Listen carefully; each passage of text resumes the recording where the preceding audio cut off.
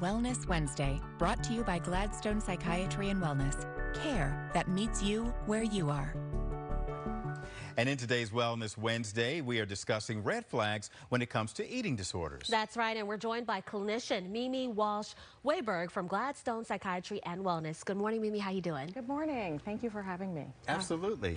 Well, we were just talking, this is a topic that comes up often, but it needs to, because people need to be reminded that there are ways to address this.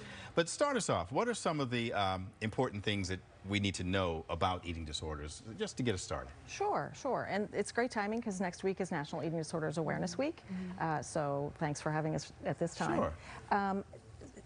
Eating disorders can cause a great many health problems because of the fact that, what we eat goes throughout our body and benefits all parts of our body. So the concern is that if somebody develops an eating disorder, this can impact, their organs, their bones, people sometimes will experience things as mild as kind of being lightheaded because they stand up too fast and their electrolytes aren't in balance to, having serious issues leading to organ failure. And eating disorders can be fatal for some people.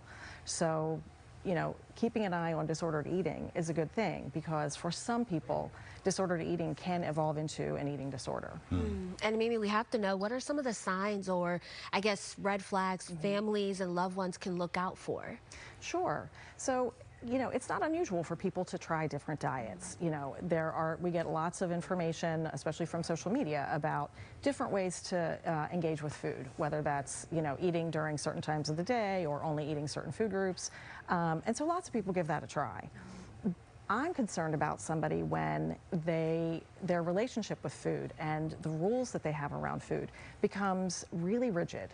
And it really starts to impact how they're relating to other people, how they're relating to work or school. Recently we had all this snow and ice that just wouldn't go away. Right. So imagine if somebody likes to go for a run every day, but you notice that they were still trying to go for a run when we were having all that snow and ice everywhere, and you think, well, that's a little concerning that that it's so important for them to get that run in, that they aren't going to, pause because, hey, we've got, this snow and ice everywhere and there's not even a sidewalk clear to walk on. Now, tell us, if you can, differences in how things may show up, say, in kids, adults.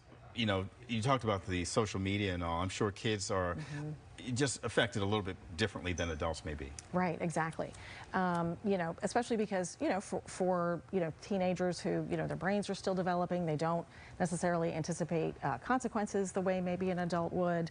And so, you're going to see a lot of maybe issues with their mood. There might be changes in their mood. You're going to notice changes in their routine. If they were somebody who was, pretty social and they become socially withdrawn, and they, you might notice if a parent, is cleaning up the kids' room and is finding like food hidden in kind of strange places, like why is last night's half-eaten dinner like under the bed, something unusual like that, where it's a red flag that like this person is kind of not handling their life the way they usually do.